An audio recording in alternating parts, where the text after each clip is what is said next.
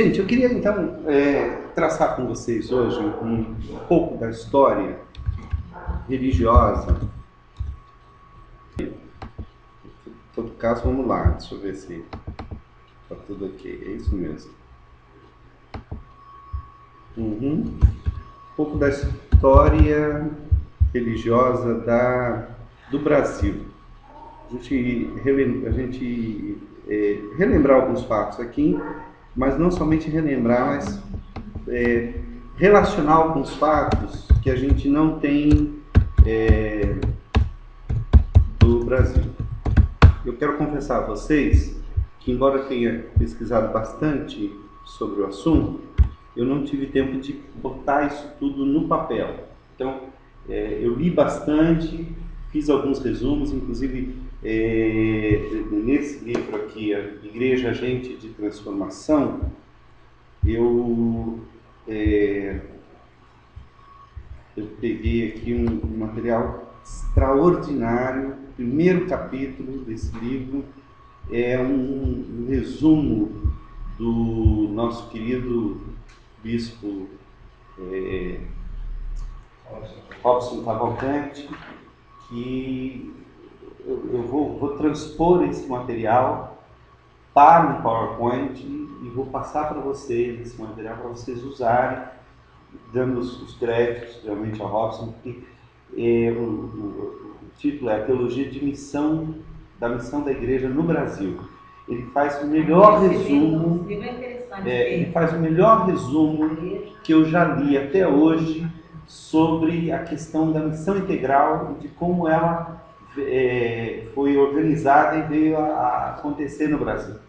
E ele começa o material dele, e aí eu quero mostrar para vocês, porque eu achei um material tão bom, tão interessante, que eu escaneei o material para transformar esse material em PowerPoint, mas não tive tempo de fazer. Então eu estou aqui deixa eu pegar o material aqui, mostrar para vocês, para a gente ir lendo junto esse material, que vale a pena. É um material assim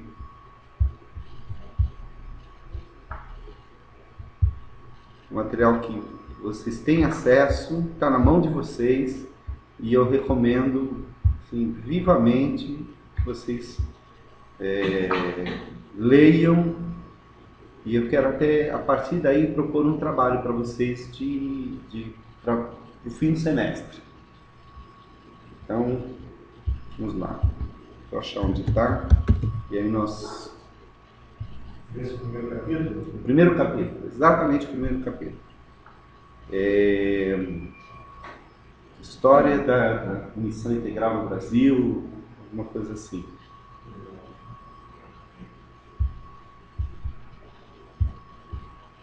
E que resumo maravilhoso que ele faz, gente. Olha. A gente conheceu um pouco da história da evangelização do Brasil, então a gente... Não, é fantástico. A gente sustenta muito vício ali, né? É verdade. Não, e a gente vai descobrir que, na verdade, muita coisa errada que a gente está fazendo, a origem está lá atrás. É impressionante. Impressionante mesmo. Porque eram coisas que eu já tinha lido, eram coisas que eu já tinha visto, vi em vários momentos assim da minha própria formação e tal, mas o Robson me ajudou a colocar tudo junto. Então isso me deu assim uma visão das coisas, e eu quero pegar, eu não vou começar a partir do Robson, porque ele faz um resumo muito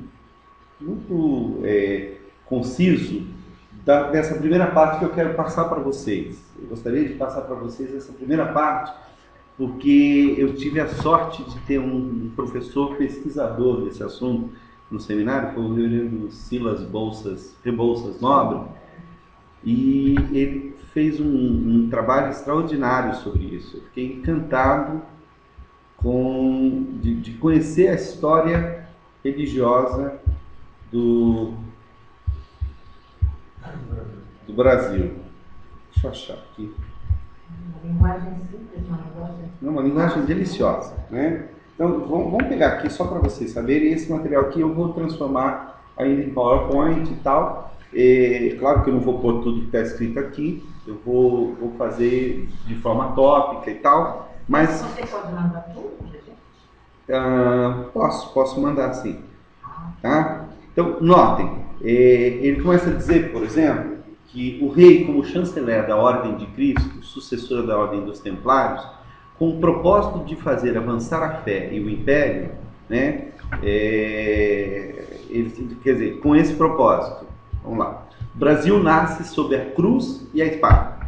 Portugal se expandia tendo o rei como chanceler da Ordem de Cristo, sucessora da Ordem dos Templários, com o propósito de fazer avançar a fé e o império. Então, para a gente entender o que ele está querendo dizer com isso, então, as caravelas que circularam a África, descobriram o caminho para as Índias, se estabeleceram em Malacca, em Goa, em Macau, ou descobriram o Novo Mundo, levaram seus capelães.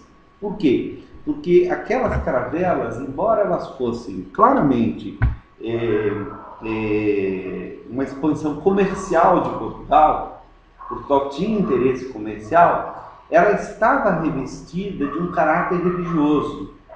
Por isso elas tinham a cruz de Malta, porque a cruz de Malta era justamente o símbolo dos cavaleiros templários.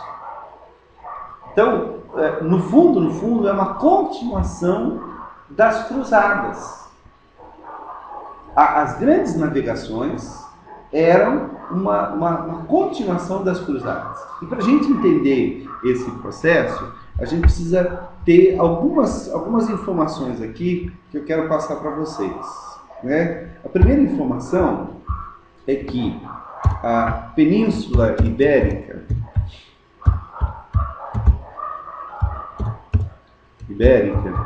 teve uma história muito forte em relação aos muçulmanos.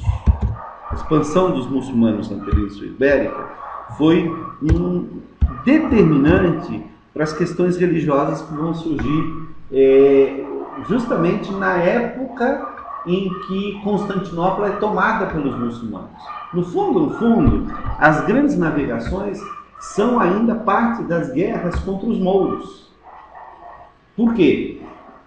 Os mouros conseguiram cortar o caminho da provisão das Índias, né, que vinha do Oriente, e a gente pensa assim, o problema de Portugal e da Espanha é que eles queriam as especiarias da Índia, né? Isso é um simplismo muito grande. Quando Constantinopla caiu em 1450, alguma coisa, 54, 56, o que eles cortaram não foi somente o suprimento de canela, cravo da Índia, pimenta malagueta e tal, curry, cominho, que vinha das Índias. Eles cortaram toda a possibilidade de comércio entre o Oriente e o Ocidente. Então eles cortaram a Rota da Seda, que vinha da China e passava por Constantinopla. A segurança que eles tinham era justamente passar por Constantinopla, poder chegar na Europa, onde eles tinham o seu mercado de venda. A própria Europa negociava com a China, negociava com a Índia. Eles tinham uma relação mercantilista que era muito intensa. Quando os mouros, né, os turcos otomanos, tomaram Constantinopla, eles fecharam isso. Então, expandir, achar um novo caminho para as Índias e para o Oriente, fazia parte da guerra de expansão. E essa guerra era, na verdade, uma guerra religiosa. Vocês não tenham dúvida disso. Essa era uma guerra religiosa. Para o Papa, aquilo era uma questão de quem é que vai vencer essa guerra, essa guerra comercial. São os cristãos ou são os mouros? São os muçulmanos ou são os cristãos? E a gente não pode esquecer que tinha havido, algum tempo antes,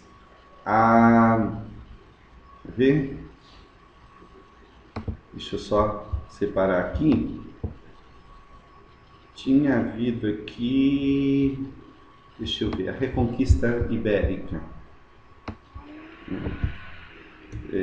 Reconquista da Península Ibérica.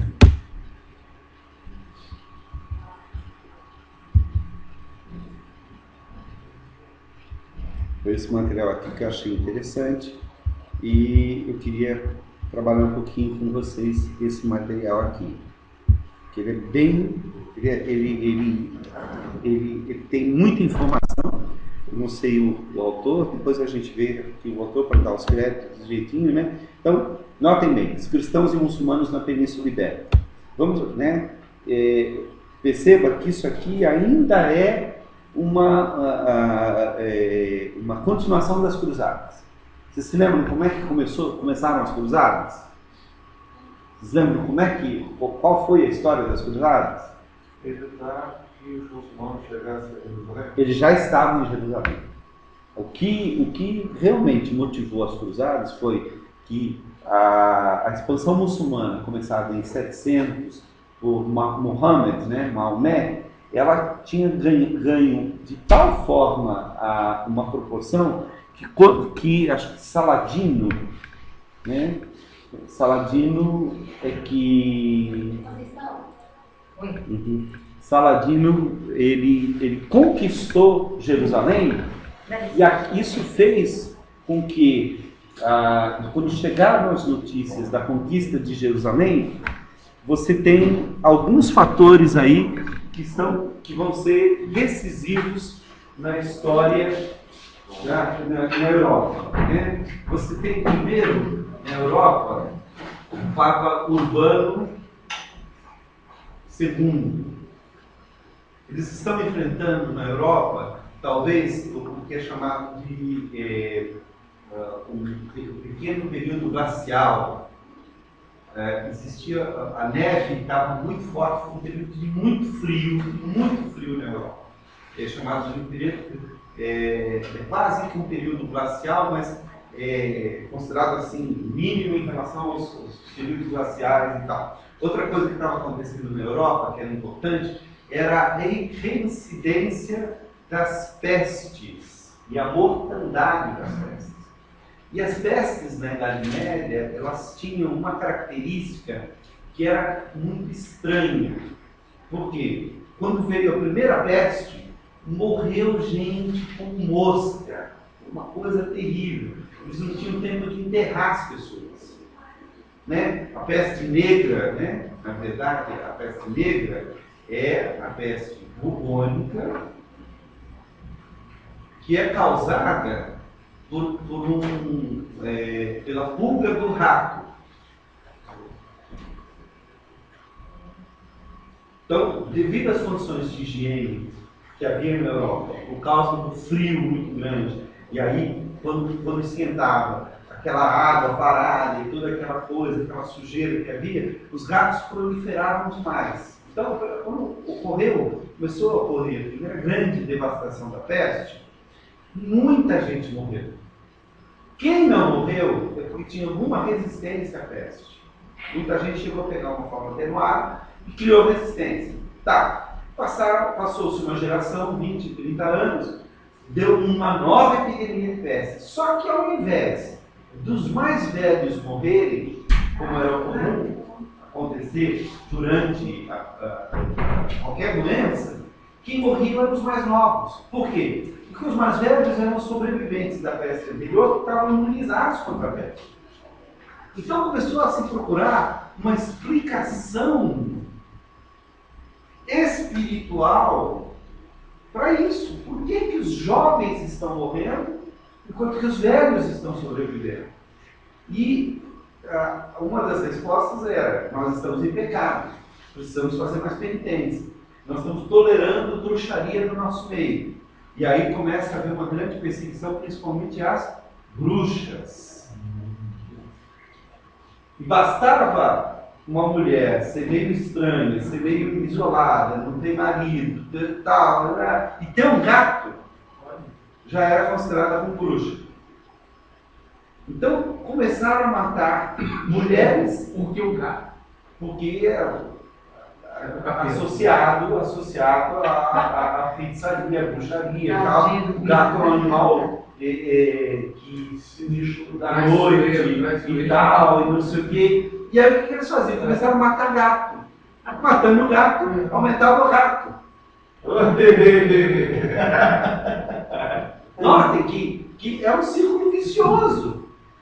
Aí começou, a economia começou a cair. Então, nos períodos em que não havia peste, não havia comida, não havia emprego.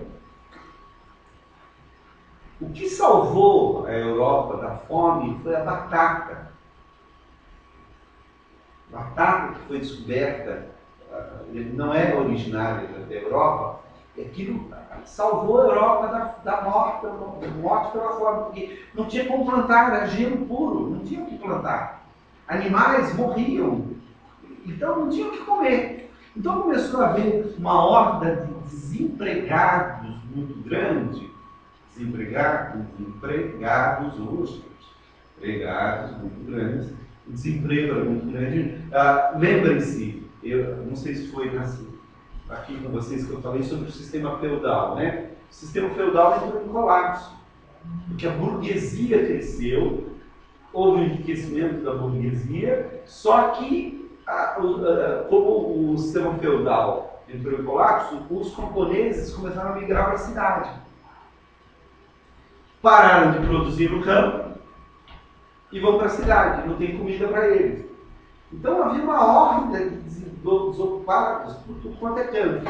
Quando chegou a notícia da queda de Jerusalém, sob os mouros invadiram Jerusalém, e os mouros que invadiram Jerusalém, eles foram extremamente tolerantes com os judeus que moravam lá e com os cristãos. Praticamente, eles criaram uma sociedade onde havia uma certa tolerância religiosa. Por quê? Porque para os muçulmanos, o cristianismo e o judaísmo são religiões irmãs. Hoje eles pensam diferente, por culpa, muitas vezes, do próprio cristianismo. Mas para o Mohammed, o pai dos muçulmanos é o mesmo pai dos judeus, é o Ibrahim, que é o Abraão.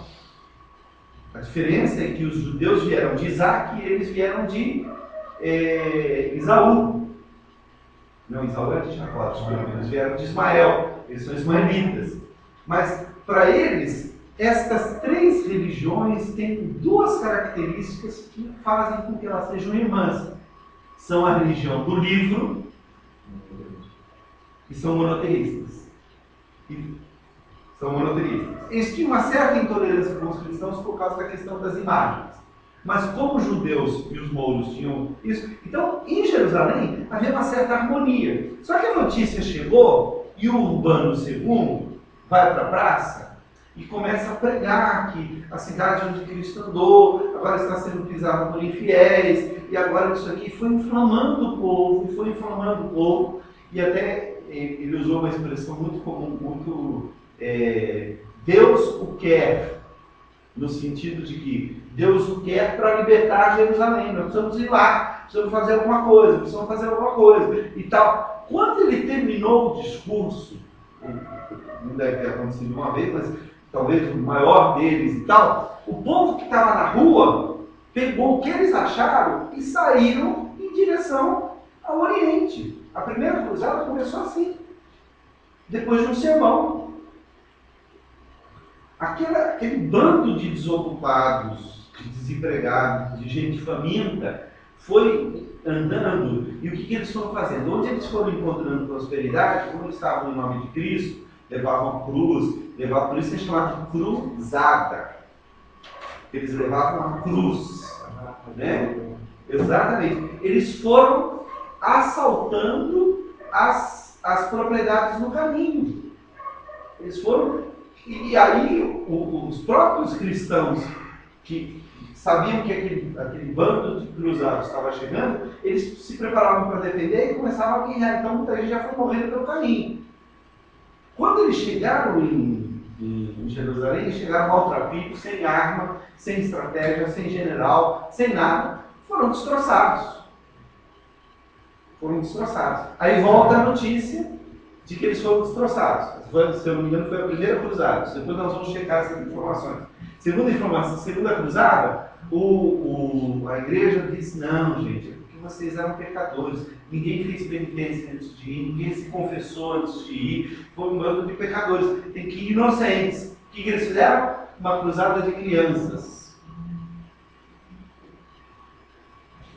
Pegaram todas as crianças vestidas de branco, falei, da boca dos pequeninos e das crianças de peito, Deus suscita a força para derrotar o inimigo e o vingador. E saíram em cruzada com crianças.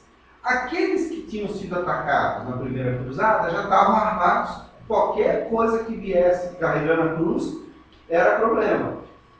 Aí começou a vir, eles viram a oportunidade de refazer o lucro. Começaram a escravizar as crianças.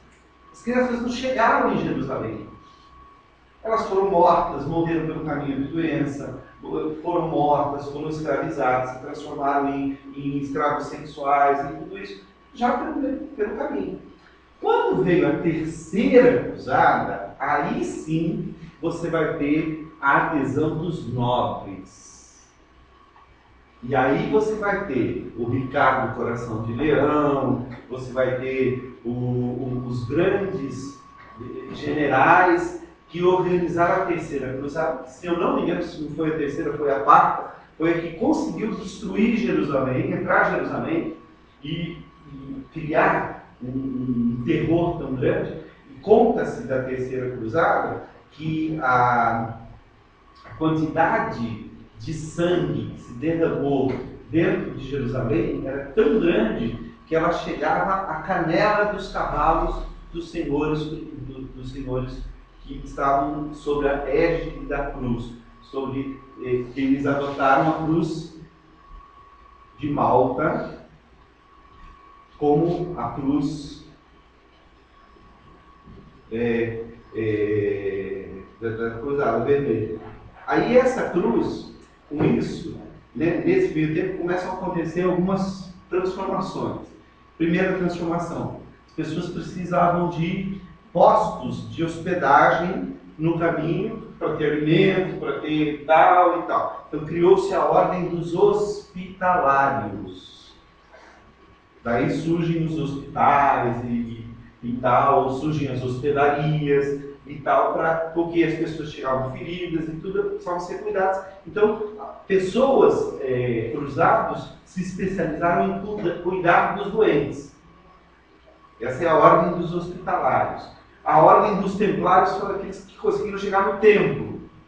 Tem um monte de lendas acerca disso e tal. E isso. E essa cruz de Malta passou a ser o símbolo do movimento das cruzadas. Então vamos só dar uma checada. E você sabe que a Igreja Católica trouxe isso por séculos e séculos. Você quer ver?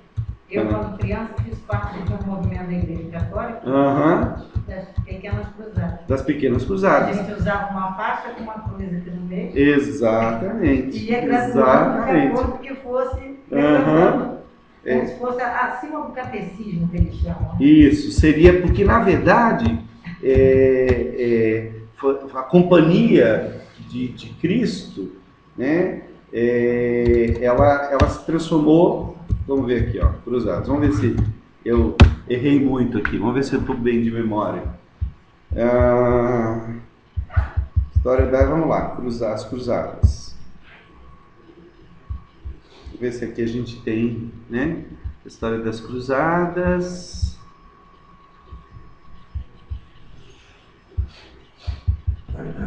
Ó, tendo em vista os objetivos da retomada da Terra Sagrada de Jerusalém, então dominada pelos turcos, e ainda a reintegração da Ásia Menor ao Império Bizantino, o Papa Urbano II foi o primeiro a sustentar a tese da necessidade de movimentos militares para tais fins, as cruzadas. As cruzadas empreenderam, de um modo geral, sob orientação de contenção da expansão herética Embora tendo sido o idealizador, o Papa Urbano II não chegou a assistir à concretização de seus objetivos, falecendo poucos dias antes da retomada.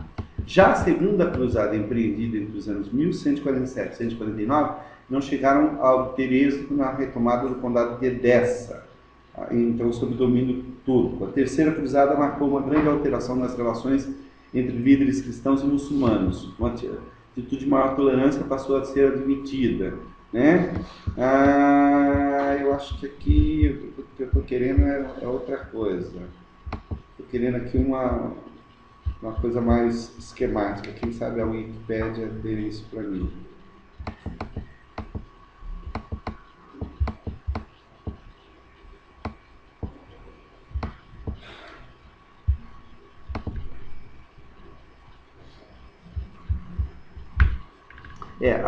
Na verdade, a primeira cruzada, ela não é chamada de primeira cruzada, é chamada de cruzada popular, né? E foi cruzada popular, a cruzada dos mendigos foi um movimento extraoficial da primeira cruzada, uma peregrinação que refletiu o misticismo da época. Teve seu início em 1095. Depois do concílio de Clermont, o Papa Urbano planejou a partida da cruzada dos nobres, composta de homens e armas, para 15 de agosto, no dia santo da Assunção de Maria. Meses antes desta cruzada oficial, um vasto número de plebeus e cavaleiros de baixa estirpe organizou-se para partir à Terra Santa de forma independente, liderados pelo monge Pedro Eremita e pelo cavaleiro Gualtério Sem Haveres, né? Cerca de 40 mil peregrinos. Onde é que foi parar aqui? Cerca de 40 mil peregrinos da Europa Ocidental tentaram libertar a cidade de Jerusalém do domínio muçulmano, mas seriam mortos ainda na Anatólia, em outubro de 1096. Tem a Cruzada das Crianças, está aqui, não? Foi muito mais para frente, olha só. A Cruzada das Crianças, ou a Cruzada dos Inocentes, é o nome dado a um conjunto de factos misturados com algumas fantasias que ocorreram no ano de 1212. Foi muitos anos depois. Eu pensei que fosse a segunda. Foi liderada por uma criança, né? Não, isso é lenda. Isso é lenda. No livro de história da igreja. É lenda. Dessa combinação, resultaram vários relatos com vários elementos em comum. Um rapaz conduzindo um vasto grupo de crianças e jovens menores de idade marchando para o sul da Itália, com o objetivo de libertar a Terra Santa, que culminam com a morte das crianças ou a sua venda para a escravatura. Foram vendidas como escravos quando desembarcaram em Alexandria. Existem várias versões divergentes e os próprios fatos que deram origem às lendas continuam a ser debatidos pelos historiadores, né? A versão romanceada diz: as diversas histórias que chegaram aos tempos modernos sobre a Cruzada das Crianças giram em torno de eventos comuns. O rapaz na França ou na Alemanha começou a espalhar que teria sido visitado por Jesus. Note como França ou Alemanha, pertinho, né? Que o teria instruído para liderar a próxima cruzada. Após uma série de milagres, juntou um considerável grupo de seguidores, incluindo possivelmente cerca de 20 mil crianças. Concluiu que os seus seguidores, conduziu seus seguidores em direção ao mar Mediterrâneo, tal. Desde as águas se deveriam abrir para eles para poder avançar até Jerusalém. Estavam esperando que, né, aquele cântico do Marco Antônio Rocha se cumprisse, né? Se Deus vai me fazer andar por sobre as águas, como é? Se o mar não se abrir diante de mim, diante de mim não se abrir o mar, Deus me faz andar, né? Então você vê que, na verdade, você tem a primeira cruzada mesmo, foi a Cruzada dos Nobres, né? Foi proclamada em 95. Peraí, objetivo foi dos nobres? foi antes foi a popular. Ele estava organizando a dos nobres, os populares saíram na frente, cerca de 40 mil peregrinos. Isso aqui depois você pode procurar na internet, é fácil. Os cristãos ortodoxos e tal. Na verdade não foi um único movimento, mas um conjunto de ações bélicas de inspiração religiosas, que incluiu a Cruzada Popular, a Cruzada dos Nobres e a Cruzada de 1101. Começou com um apelo do imperador bizantino, Aleixo, ao Papa para o envio de mercenários para combater os turcos, seus súditas, não são os otomanos. Os otomanos são aqueles que depois vão tomar Constantinopla, na Anatólia. Mas a resposta do cristianismo ocidental rapidamente se tornou uma verdadeira migração de conquista territorial no Levante. Nobreza e povo de várias nações da Europa fizeram a peregrinação armada até a Terra Santa por terra e por mar e tomaram a cidade de Jerusalém em 1099, criando o Reino Latino de Jerusalém e outros estados cruzados. A primeira cruzada representou um marco na mentalidade e nas relações dos cristãos orientais e muçulmanos. Apesar de suas conquistas terem eventualmente sido completamente perdidas, também foi o início da expansão do Ocidente, que juntamente com a reconquista da Península Ibérica resultaria na aventura dos descobrimentos. Note que estão intimamente relacionados aí. Aí, vamos lá. A reconquista da Península Ibérica. Vou pegar aqui, Península Ibérica. Vamos dar uma olhada aqui se a gente acha alguma informação resultante sobre a reconquista. Essa tabela cronológica talvez seja interessante.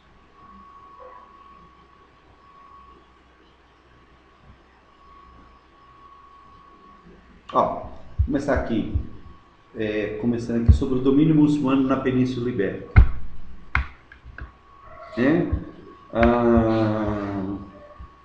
Al-Andalus, daí vem o termo Andaluzia, foi o nome dado à Península Ibérica pelos conquistadores islâmicos no século VIII, 100 anos depois do Mohammed, tendo o nome sido utilizado para se referir à península, independentemente do território politicamente controlado. Notem, vamos ver se a gente pega aqui, se tem um mapa aqui para a gente dar uma olhada. Não tem aqui sim. Eles conquistaram a Península Ibérica a partir da África. Você tem aqui a expansão muçulmana a partir da África, vindo e tomando conta de grande parte da Espanha e daquilo que nessa época se chamava Portocal. Essa região aqui, que vem até aqui, era chamado de Portocal. Vamos ver se esse mapa diz isso. Então, aqui você tem o Reino de Leão, de Castela, o Reino de Navarra, e o Condado de Barcelona. E tudo isso aqui, o Califato de Córdoba, era muçulmano. Mais tarde, começa a Reconquista, né? Eu acho que eu tenho aqui um negócio interessante sobre isso.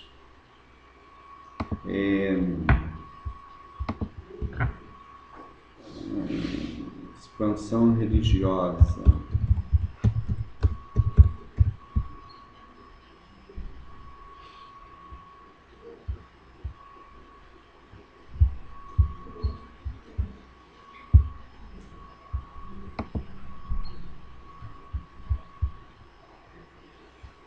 Não.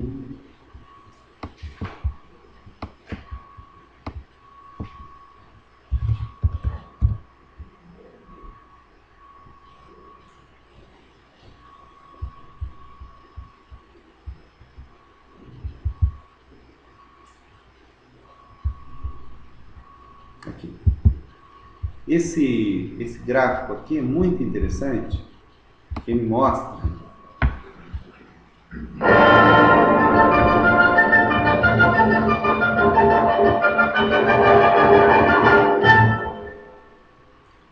ano 3000 a.C., nascimento de Abraão, cerca de 2000 a.C. Note que o hinduísmo já existia, né? Você tem ali a conquista de Canaã, estão chegando perto ali a diáspora dos judeus, o nascimento de Buda um pouquinho antes do nascimento de Cristo, e o budismo já começa a crescer, o nascimento de Jesus, e a partir daí, olha o cristianismo, note como o budismo e o hinduísmo já era presente no Oriente. Mas aí é uma grande expansão por causa do imperialismo, né? Aí nasce o Muhammad. Olha como o Islã cresceu rápido. Foi até lá Córdoba, tá vendo? Lá na Península Ibérica. O cristianismo continuou crescendo para o norte. O islamismo Também, mas aí começa a guerra da Reconquista, tanto num flanco quanto no outro. No flanco ocidental, a Reconquista da Península Ibérica. E no oriental, eles tentaram pelas cruzadas, mas mesmo assim, olha, agora você já está perto do século XX, onde começam as missões cristãs. E aí volta a fundação de Israel e você retoma o judaísmo. Então, notem como funcionou a expansão das religiões no mundo nos últimos 5.000 anos, nos 3.000 anos.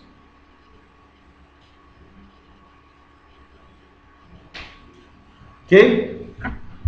Bom, o que tudo isso tem a ver com aquilo que eu estou querendo falar para vocês, que é a questão, por exemplo, do quadro A. Então, vamos pegar aqui a Reconquista da Península Ibérica.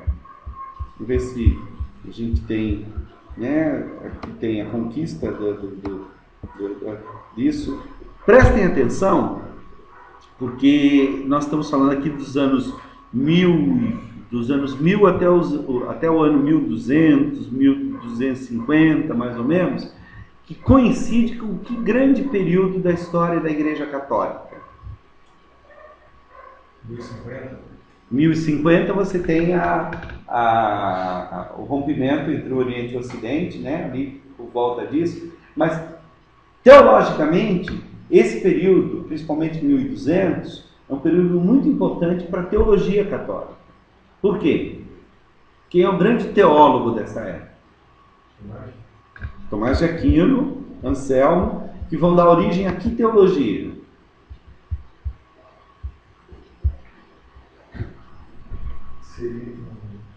Escolasticismo. O escolasticismo está baseado em qual filosofia? Aristotelismo. De onde eles descobriram? Porque o grande filósofo do Ocidente é Platão.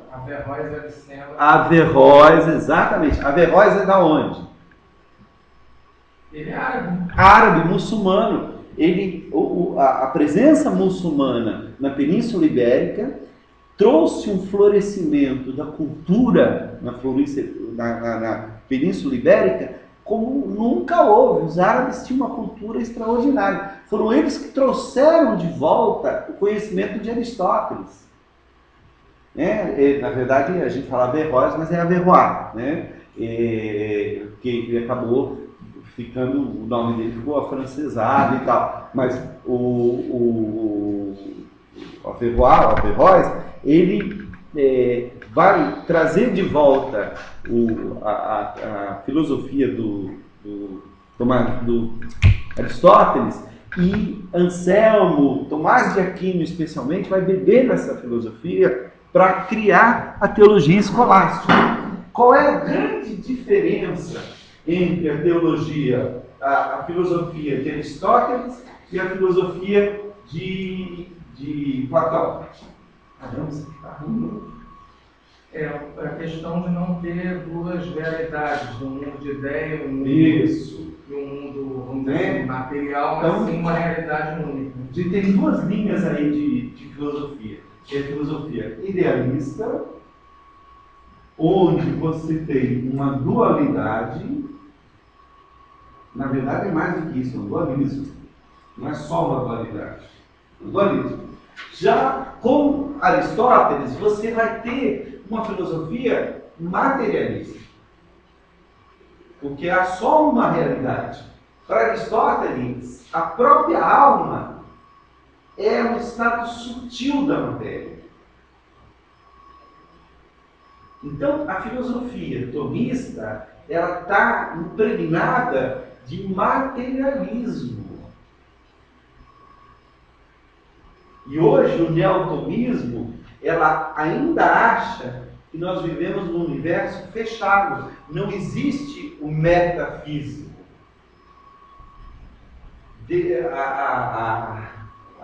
Deus criou esse universo, ele está lá fora, mas isso é quase um deísmo para eles. Um motor imóvel. É um motor imóvel, exatamente. Então, você vai ter aí uma definição já de um certo materialismo que vai combinar no racionalismo. Se bem que o racionalismo também é dualista, até o ponto que lhe convém. Porque o andar de baixo foi corroendo, acabou com o andar de cima. E aí com Kant, acabou, não tem. Kant, na crítica da razão pura, ele diz, olha, a religião, ela ainda vai acabar quando todo conhecimento for descoberto. Porque nós não precisaremos mais da religião para explicar o que não tem explicação. Por enquanto, ela serve para explicar o que não tem explicação. Quando nós tivermos todas as explicações, e ele vai admitir isso na crítica da razão prática.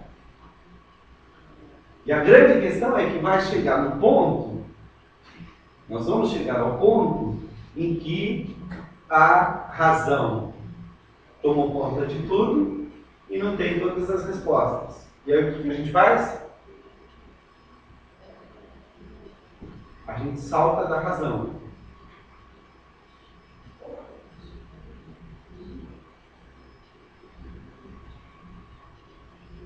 Existencialismo.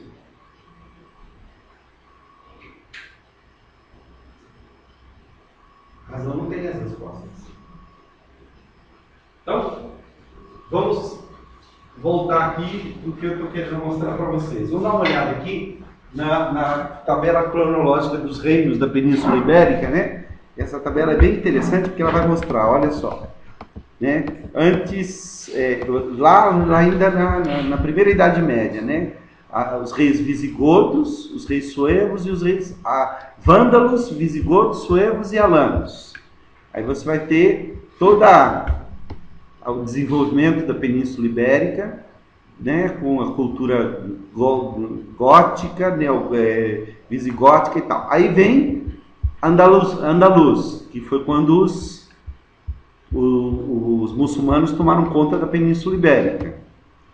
Para poder combater os muçulmanos, e aí vem os reinos cristãos, né? Aqui, tá aqui. A Reconquista, né? Na Reconquista, Astúrias, o Reino de Leão, de Castela, são reinos cristãos, e o Reino de Portugal, que ainda não existe, ele vai aparecer lá na frente. Então você tem os reis cristãos que ainda se mantêm, aí lá em Navarra surge um outro, começa a haver entre o Leão e Astúrias há uma aliança, tá? Depois vai haver uma aliança entre a Castela e Leão, daí é que vem o castelhano, né? O Fernando aqui. Primeira unificação dos reinos de Castela e Leão. Tá aqui, ó, Fernando I. Tá? Vocês já assistiram o El Cid? Nunca ouviram falar? Conhecem a história do El Cid?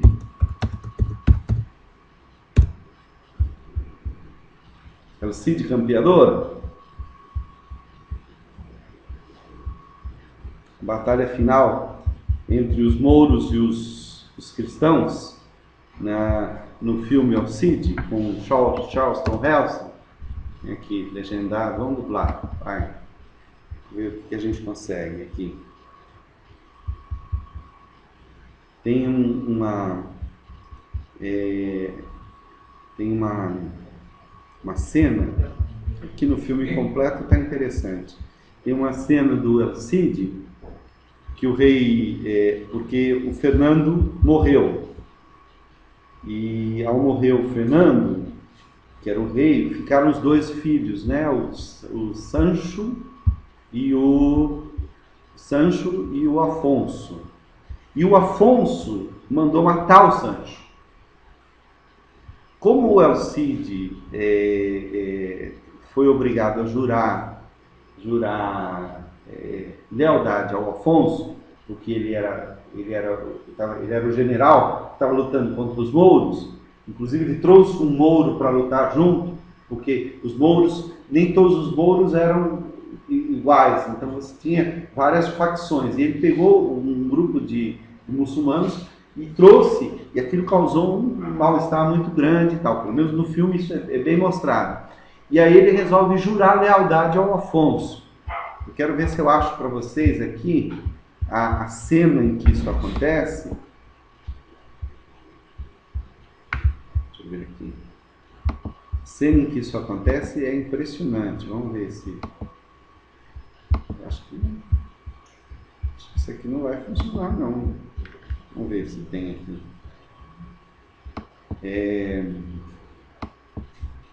Assim, dublado.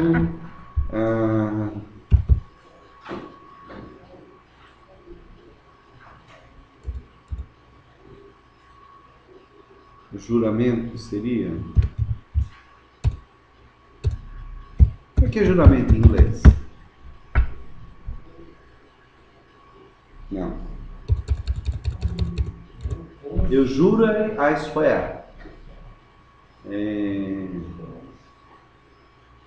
Acho que é oath, não sei como é que se seria isso. Como é que escreve? Você lembra? Acho que O-A-T-H. Não sei se seria assim. Oath. Vamos ver. Acho que achou, hein? Vamos ver.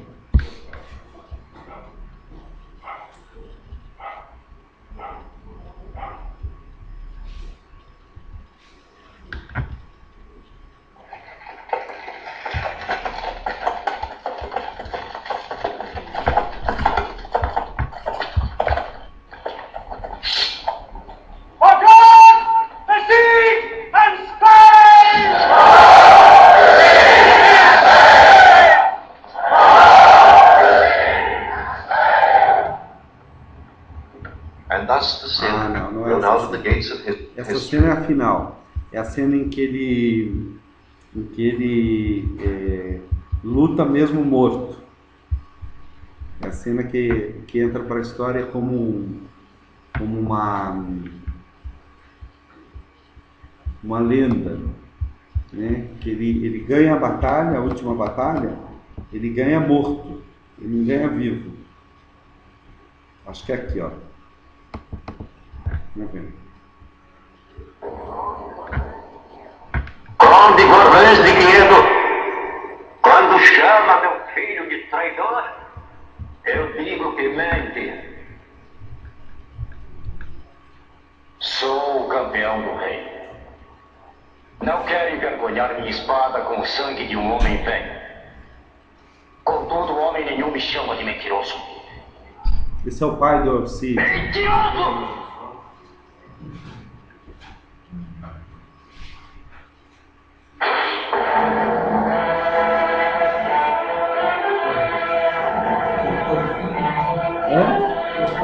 É o mesmo filme. Esse é o Cid e esta é a...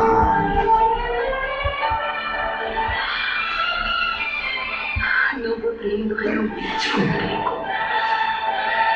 Eu só sei que se isso saiu do nosso amor... Deixa eu ver se...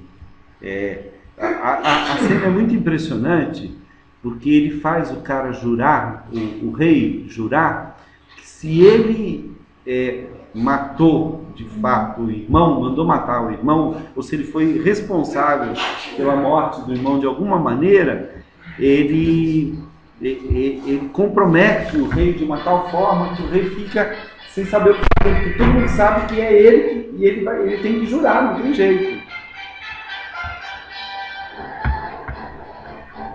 Isso faz parte das guerras de reconquista e tal. Infelizmente não está aqui, não. Essa é a batalha de Kalahara. Não, espanhol. Ele aqui, ó. Will you fight to the death, giving no quarter and receiving none? É. Infelizmente não. Vale a pena assistir o filme. O filme é muito interessante. Bom, aí você tem a Reconquista, né? Aí começa aqui, Portugal começa, olha, Portucale, tá vendo? Portucale, ele começa e tal. Só que nesse meio tempo, pensa, o Papa, ele tinha interesse tanto em reconquistar, isso é a Igreja Católica, é claro que os Papas vão se sucedendo e tal, havia interesse de reconquista, tanto do Oriente, que eles haviam perdido já definitivamente para os mouros, como do Ocidente, porque o que os muçulmanos estavam fazendo era cercar a Europa dos dois lados, eles estavam sem saída. Então, a saída que o Papa teve foi criar o padroado, porque ele não tinha como lutar nas duas frentes. Padroado. Né? O padroado foi criado através de um tratado entre a Igreja Católica e os reinos de Portugal e de Espanha. A Igreja delegava aos monarcas destes reinos ibéricos a administração e a organização da Igreja Católica em seus domínios. Isso fez com que Portugal e Espanha tivessem uma Igreja Católica diferente da Igreja Italiana. Porque quem era de fato o chefe dessas igrejas eram os respectivos reis da Espanha e de Portugal. Por isso que se chama padroado. Eles eram padrinhos da igreja. O que é padrinho para a Igreja Católica? O padrinho é aquele que substitui o pai no impedimento do pai. Quem é o pai da Igreja Católica? O Papa. Quem é que é o padrinho da Igreja Católica em Portugal? É o rei. Então o rei, ele fazia em nome da igreja. Tudo que ele fazia em nome da igreja. E o Papa percebeu mais tarde que isso foi uma grande furada, porque ele deu carta branca para esses reis fazerem o que eles quiserem em nome da igreja. Ele não tinha mais controle sobre a igreja nesses lugares. Olha só, o rei mandava construir a igreja, nomeava os padres e os bispos, sendo estes depois aprovados pelo Papa. Assim, a estrutura dos reinos de Portugal e de Espanha tinha não só uma dimensão político-administrativa, mas também religiosa. Com a criação do padroado, muitas das atividades características da Igreja Católica eram, na verdade, funções de poder político, particularmente a Inquisição, que nos impérios ibéricos funcionou mais como uma polícia do que a sua função inicial religiosa. O padroado em Portugal foi muito alterado ao longo dos tempos, mas os seus últimos vestígios foram suprimidos com o Concílio Vaticano II, 1960. Por exemplo, até este concílio era o chefe do Estado português que impunha o barrete cardinalício ao patriarca de Lisboa. Então, olha, vamos dar uma olhadinha aqui na história do padroado português. Foi um acordo instituído entre a Santa Sé e Portugal, em que o Papa delegava ao rei de Portugal, exclusivo da organização e financiamento de todas as atividades religiosas nos domínios e nas terras descobertas portuguesas. Aí veio o Tratado de Tordesilhas. Por quê? Como o Papa estava passando aos portugueses, ao mesmo tempo aos espanhóis, a função de evangelizar as novas terras conquistadas, entrou a questão de que, a partir de quem é essa terra que está sendo conquistada? Então houve um acordo estabelecendo uma linha imaginária. Daqui para cá é Portugal, daqui para cá é Espanha. Porque a Espanha queria chegar nas Índias. Portugal já havia chegado nas Índias. Pela África. Então, para Portugal, era interessante preservar o seu domínio na África. Estou fazendo ao contrário o mapa aqui, né? Meu mapa aqui está estranho. Mas, ó, vamos lá. Aqui Portugal, né? Você tem a Espanha aqui e tal. e aí você vai ter aqui, são as colunas de Hércules, né, Estreito de Gibraltar, e você vai ter a África aqui e a Índia aqui. Então, Portugal, não é assim, ele queria garantir tudo que estava aqui. Nesse pedacinho aqui tem o Brasil. E isso aqui era espanhol, porque os espanhóis já tinham chegado aqui antes. E aqui também, que é a América Central. Isso aqui eles não sabiam o tamanho desse negócio aqui. Ninguém tinha ideia de onde ia isso aqui. Mas quem acabou cruzando esse estreito aqui de Magalhães, né? Estreito de Magalhães, foi justamente um português. Não foi um espanhol. Tá? Então, esse Tratado de Tordesilhas, ele era resultado do padroado português. Isso fez com o padroado católico entre Portugal, Espanha e tal. Isso fez com que, vamos dar uma olhada aqui, ó, voltando aqui às nossas, né, a guerra da Reconquista aqui. Vamos dar uma olhada aqui.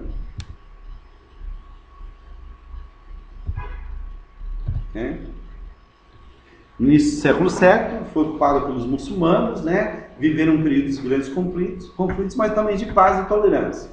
A reconquista da Península Ibérica, feita de avanços e de recuos, levou à formação de vários reinos cristãos, entre os quais o de Portugal em 1143.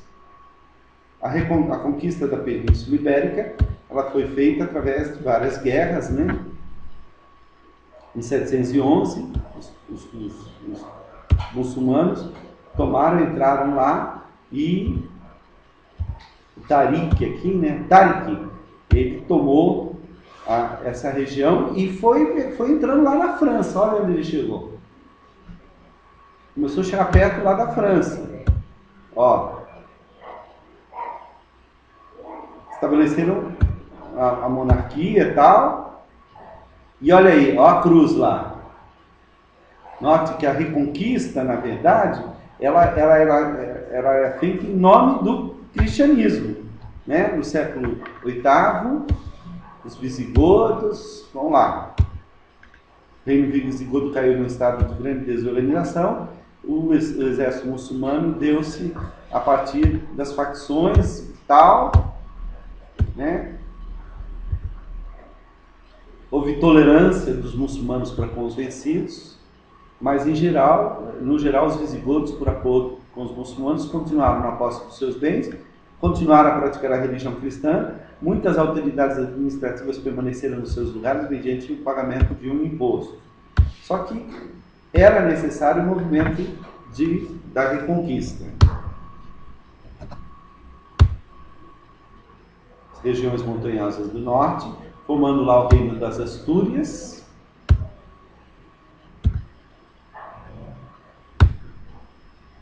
Houve um movimento. Os primeiros combates deram-se entre 718 e 722, mas a coisa vai longe.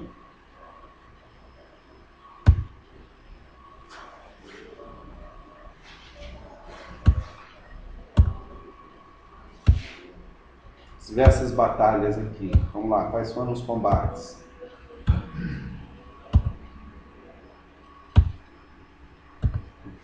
Tem os desenhos, mas não tem os nomes, né?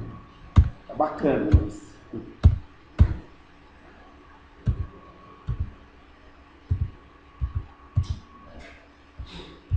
Nossa. Catalunha. Foram se formando, olha, o Reino de Leão, Castela, Navarra, depois Leão e Castela vão formar a verdadeira Espanha. Você já tem Coimbra e Lisboa aqui, né?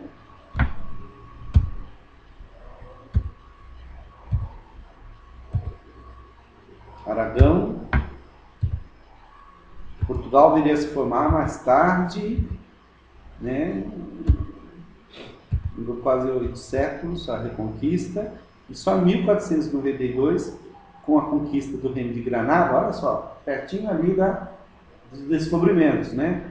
Foi o último reduto da presença muçulmana na Península Ibérica. Então, olha só, as etapas da Reconquista.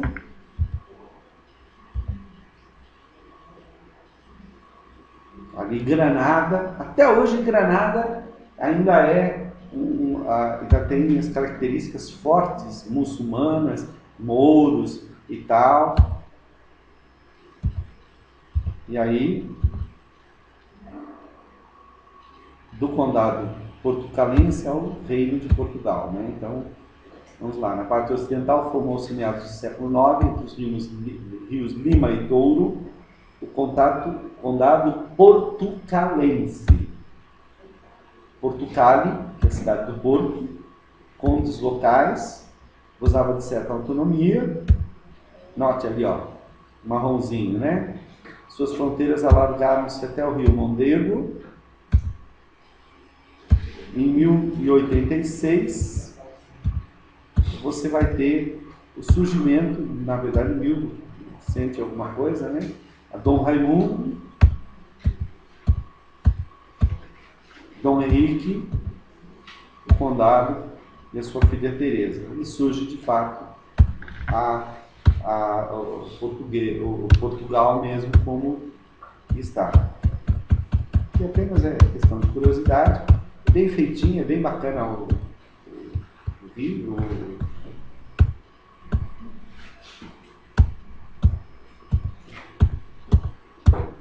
Tem a independência da Portugal e tal. Bom, só para a gente ver, semana que vem, nós já estamos em cima da hora agora, mas semana que vem eu quero ver com vocês a história. Quem tem isso muito bacana é o site da IPB com o historiador lá, o Alderi. O Alderi tem um trabalho muito interessante sobre o cristianismo no Brasil, do ponto de vista quem somos, né? Acho que é aqui.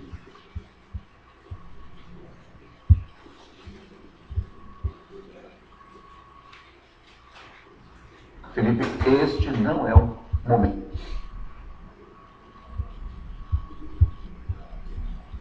Vamos ver aqui.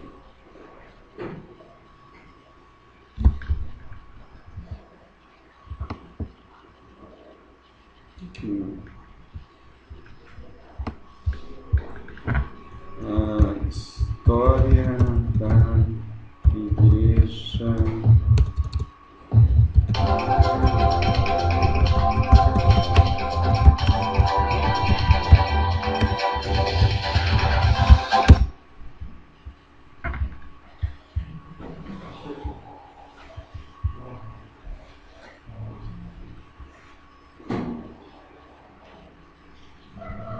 Presbiteriano no Brasil.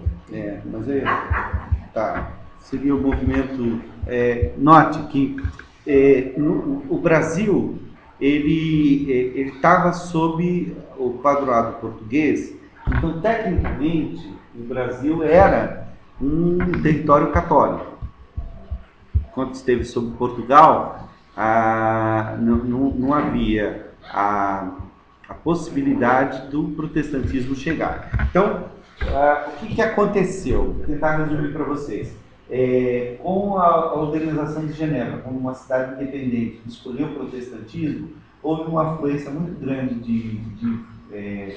de fugitivos para lá. O Calvino botava os caras na academia e depois mandava de volta para suas terras, mandava de volta para os seus lugares de origem para evangelizar esses locais.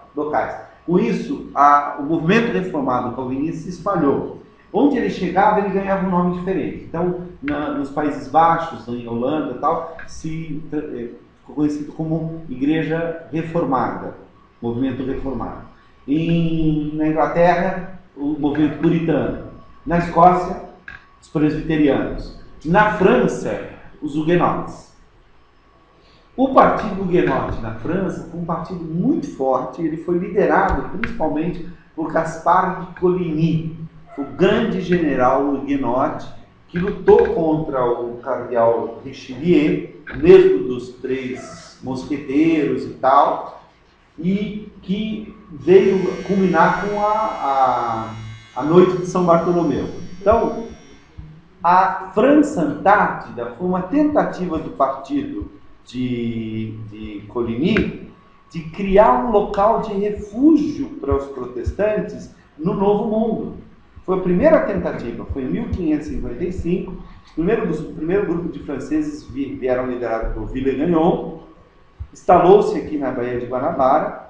A França Antártida era, além de ser um empreendimento, claro, comercial, era também um empreendimento religioso. Então Calvino, o próprio João Calvino, em resposta a um pedido de Villegagnon, mandou 2 pastores para cá. O nome deles era... depois eu vejo com vocês. Então, esse movimento, 1557, foi realizado no Brasil o primeiro culto protestante das Américas. 57 anos depois da primeira missa.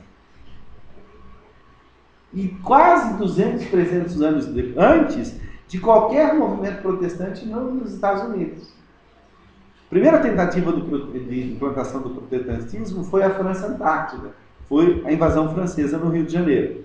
Mas o Villegagnon traiu o partido Huguenot, se transformou no Caim das Américas, como ele é conhecido, e houve, com a ajuda principalmente do nosso índio aqui de Niterói, expulsou os franceses. O Araribóia. Próximo movimento vai ser o Brasil holandês. O Brasil holandês chegou a ter 2 presbitérios no norte do Brasil. Pernambuco foi fundado pelo Maurício de Nassau e o governo, olha só, ao longo dos anos foram criadas 22 igrejas e congregações, 2 presbitérios e até mesmo um sínodo. Ele pediu para nós transar. 1642. Então, isso que eu quero ver com vocês e mostrar que foi necessário no Brasil haver uma mudança total de leis, de paradigma e tal, para que o protestantismo de missão conseguisse entrar no Brasil pela primeira vez. E aí a gente vai começar a entender um pouquinho daquilo que o nosso querido Robson Cavalcante vai dizer nesse material que eu mostrei aqui para vocês, que é a digitalização, né? Que a gente pegou do livro aqui. Olha aqui. Está aqui, ó. O Brasil nasce sob a cruz e a espada. Portugal se expandia tendo como o rei como chanceler da Ordem de Cristo, sucessora da Ordem dos Templários, com o propósito de fazer avançar a fé e o império. As caravelas que circundaram e tal, traziam a cruz. Daí o Frei Henrique de Coimbra e a primeira missa, a ilha de Vera Cruz, a terra de Santa Cruz. Por que o Brasil teve esses nomes? Porque era movimento de missão. Era missão católica. O descobrimento e a conquista, a colonização do Brasil era, antes de tudo, uma missão cristã. Só que do tipo de cristianismo